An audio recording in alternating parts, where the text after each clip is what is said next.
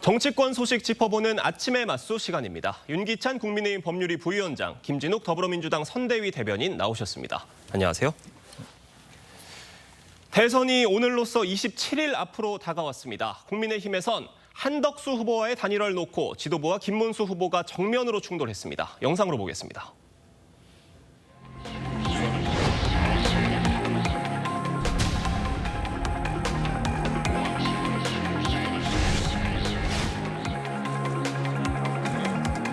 기습적으로 전국위원회와 전당대회도 소집했습니다. 그래서 당 지도부가 정당한 대통령 후보인 저를 강제로 끌어내리려는 시도라고 생각합니다. 이럴 거면은 경선은 왜 세 차례나 했었는지 모르겠습니다. 일정을 지금 시점부터 중단을 하겠습니다. 이제 와서 그런 신의를 무너뜨린다면 당원과 국민을 배신하는 것이고 우리 국민들도 더 이상 우리 당과 우리 후보를 믿지 않게 될 것입니다. 단일화에 실패한다면 비대위원장을 사퇴할 것입니다.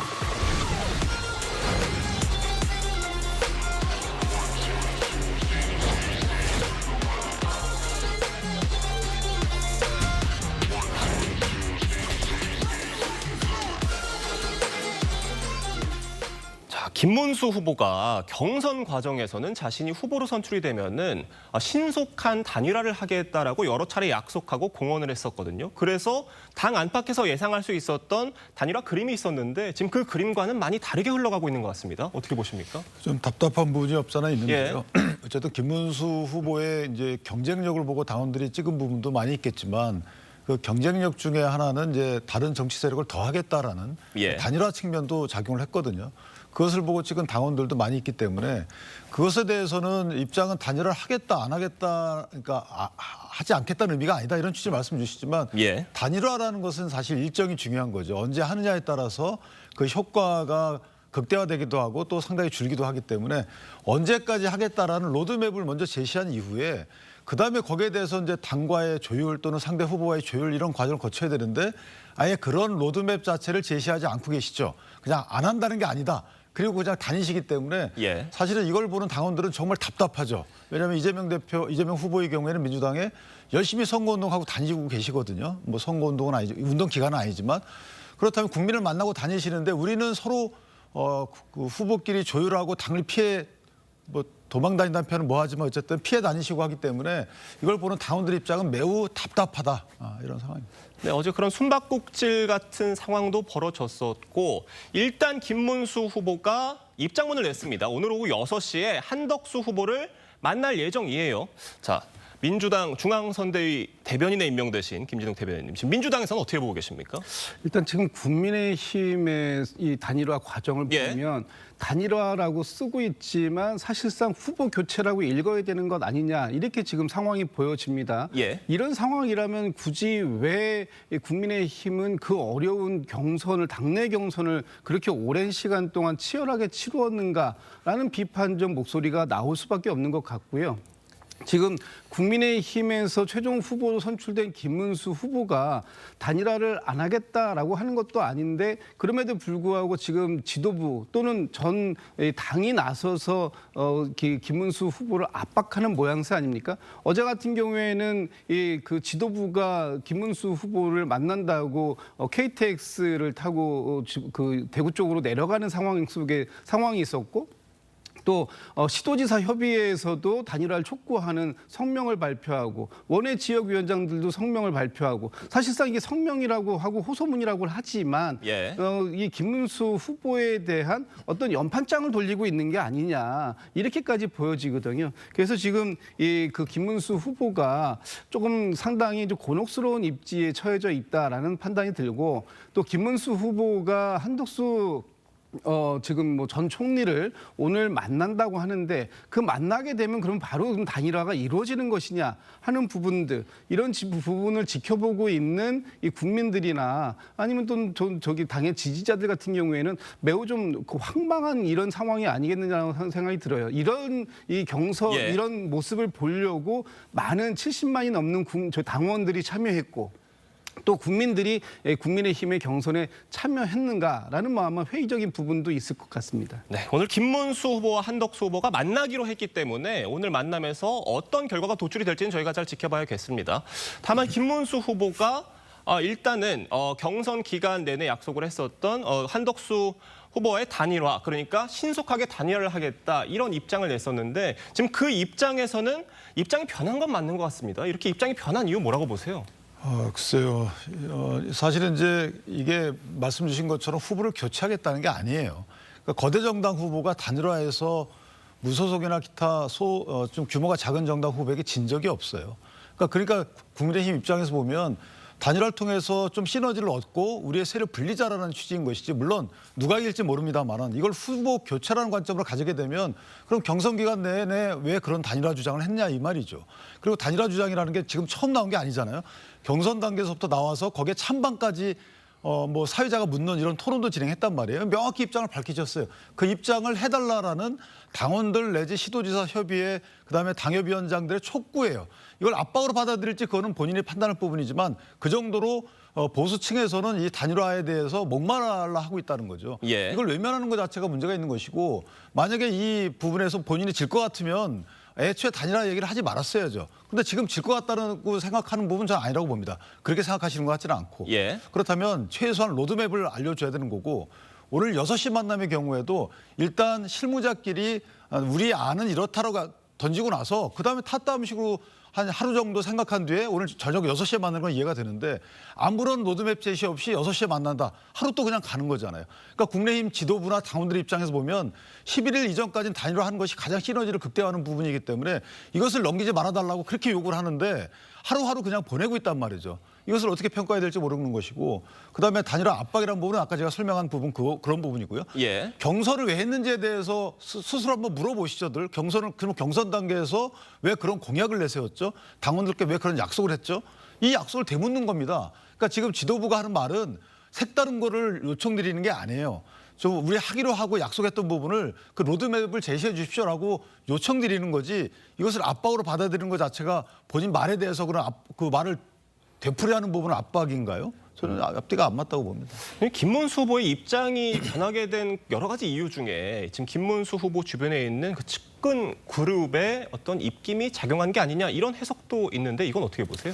글쎄요, 뭐 이건 좀 확인되지 않은 사실들이니까 제가 언급드리는 건 좀 불편하지만, 어쨌든 분명한 것은 김문수 후보 입장에서도 단일화를 요구받는 입장에서는 감정적으로 좋지는 않겠죠. 그런데 그 부분은 지금 대의적으로 따져봐야 되는 거죠. 후보자라는 것은 정당의 정권 창출을 위한 수단인 거예요. 후보자 선출 자체가 목적이 아닙니다. 예. 정당 입장에서는 그 해당 후보자를 통해서 뭔가 세를 불리는 여러 가지 절차를 거쳐서 정권을 유지하거나 찾는 것이 이게 가장 큰 정당의 존재 이유입니다. 그런데 왜 나한테 그런 걸 요구합니까? 라고 물으시면 그거는 이 대의, 후보자가 할 일, 후보자를 통해서 정권을 찾는 이 정당의 목적 자체를 이해를 잘못하고 계신 거죠. 예. 지금 이게 당대표를 뽑는 선거가 아니었잖아요.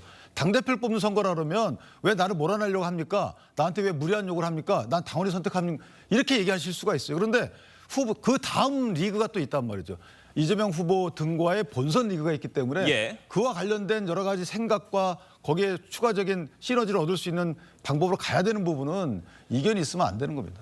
어제 김문수 후보가 낸 입장문에 당 지도부를 향해서 여론조사, 그러니까 단일화 찬반을 묻는 여론조사를 중단하라고 요구를 했는데 일단 당에서는 그대로 한다는 계획인 것 같습니다. 네. 오늘 결과가 나오면은 그때 여론조사 결과가 나오면 어떻게 나올 것으로 좀 예상하세요? 일단 오늘 전당원을 대상으로 한 여론조사가 아침 9시부터 저녁 9시까지 예. 있을 예정입니다. 이 부분에 대해서 김문수 후보가 어저께 이 당무 우선권을 발동하겠다라고 하면서 이거를 하지 마라, 중단해달라고 얘기했는데 또 권성동 원내대표는 이거는 당원의 뜻을 묻는 과정이기 때문에 이건 중단할 수 없다, 이렇게 해서 거부하는 상황까지 갔어요. 이렇게 양극단이 지금 치닫고 있는 상황 속에서 아마도 김문수 후보 같은 경우에는 본인이 어제 입장문에서 얘기한 것처럼 당 지도부는 더 이상 여기 단일화에 개입하지 마라, 그리고 이 시각부터 이 단일화는 내가 주도하겠다, 후보가 예. 직접 주도하겠다라는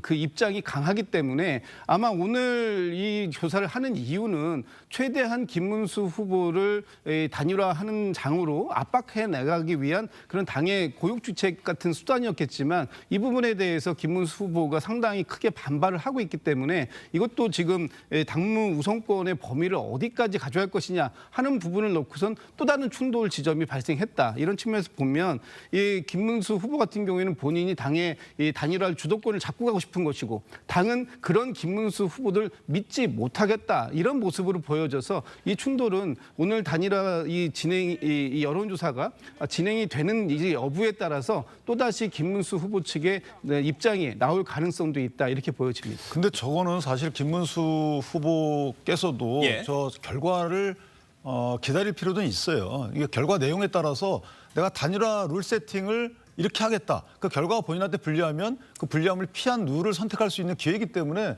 저는 개인적으로 저거를 왜 반대하는지 모르겠어요. 그러니까 하지 말라는 거 이외에는 사실 김문수 후보 측의 입장을 해석할 수 있는 길이 없는 거거든요. 그런데 그런 말씀이나 그런 목적은 당원들이 바라는 부분이 아니기 때문에 조금 전향적으로 검토해 보시는 게 어떨까라는 생각을 합니다. 지금 김문수 후보와 당 지도부의 갈등이 접점을 찾지 못한다면은 그러니까 2016년에 있었던 이른바 옥새 파동 저희 정치사의 한 장면이었는데 그 장면이 다시 재현될 수도 있다 이런 얘기까지 나오고 있습니다. 물론 그렇게까지 갈 가능성은 크지는 않아 보입니다만 이런 우려까지 나오는 이유가 뭐라고 보세요? 일단 2016년도에 김무성 당시 당대표가 예. 공천장에 도장을 찍지 않겠다라고 해가지고 이 옥새 소위 이 당 직인을 가지고 이제 부산으로 내려가신 이런 상황들을 가지고 이제 그 당시에 우스갯소리로 뭐 옥새 들고 나르샤 뭐 이렇게까지 나왔던 것인데 지금 가장 중요한 건 11일 날 중앙선거관리위원회에 후보자를 등록하기 위해서는 당의 공식 추천 그러니까 당의 직인이 찍힌 그 후보 추천서를 가지고 가야 됩니다. 예. 그런데 지금 상황에서 보면 김문수 후보가 본인의 후보임을 아무리 강조한다고 하더라도 당에서 이 도장을 찍어주지 않으면 후보 등록을 할 수 없는 그런 상황이 되는 것이죠. 아마 김문수 후보는 이런 여러 가지 상황들을 의식해서 사무총장을 교체하려고 했던 그런 시도가 있었는데 결과적으로 보면 사무총장 교체에 실패하지 않았습니까? 그런 것들이 그리고 이제 당에서는 여전히 김문수 후보를 예. 최종 후보로 인정하지 않는 것 같은 그런 모습을 보여주기 때문에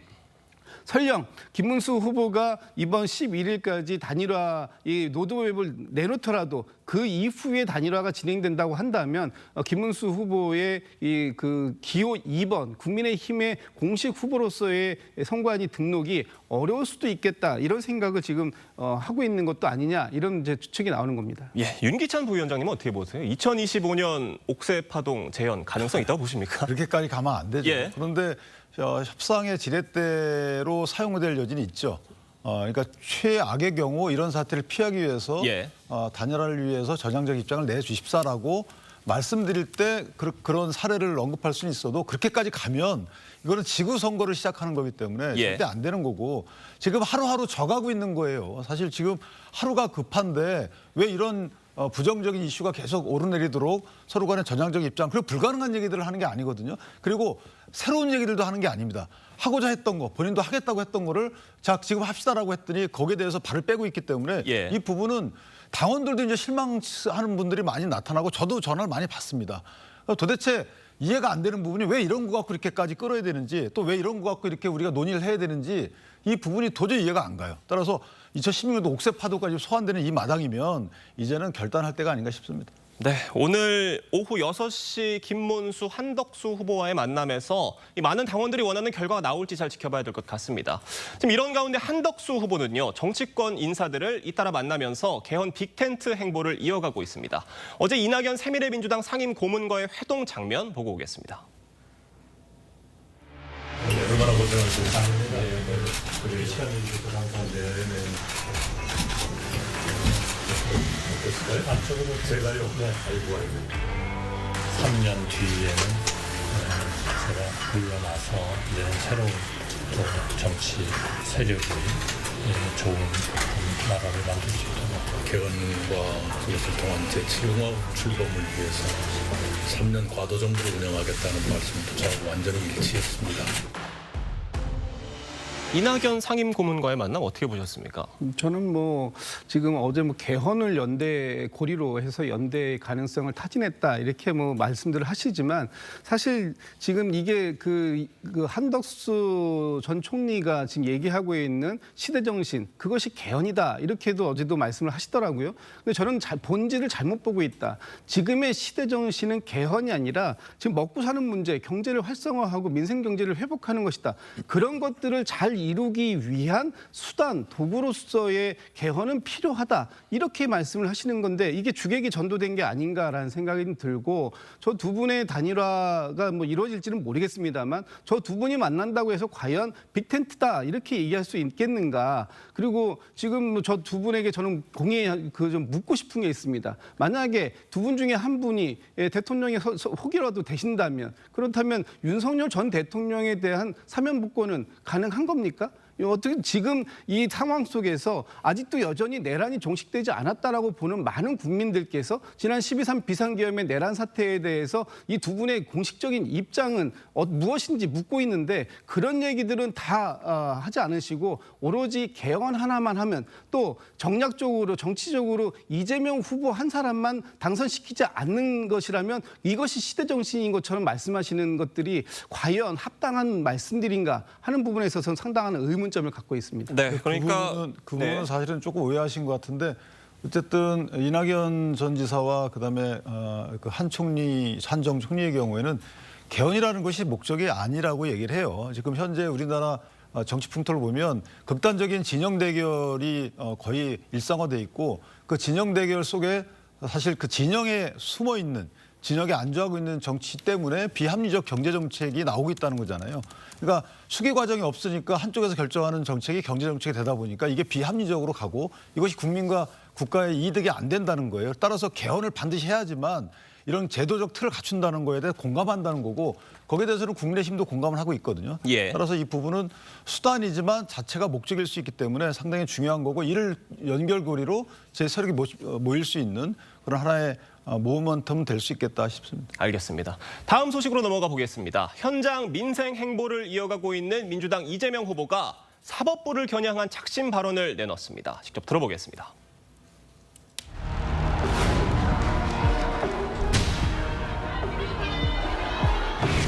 조봉암 사법살인 됐지요. 김대중은 왜 아무한 일도 없이 내란 음모죄로 사형을 받습니까? 죽은 사람도 있고 산 사람도 있습니다. 그러나 우리는 이번에는 반드시 살아서 반드시 새로운 나라를 만들어 갑시다, 여러분.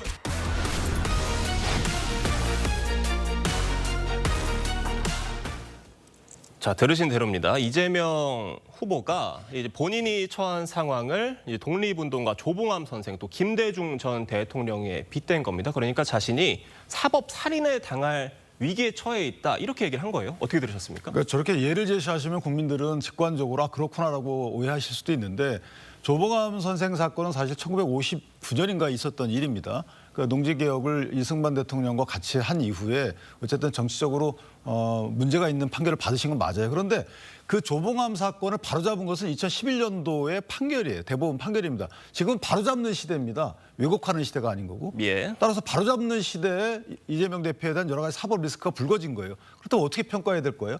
조봉암 시대 잣대로 주장을 하시지만 실제는 2011년도 잣대로 평가를 해야 된다는 부분인 거죠.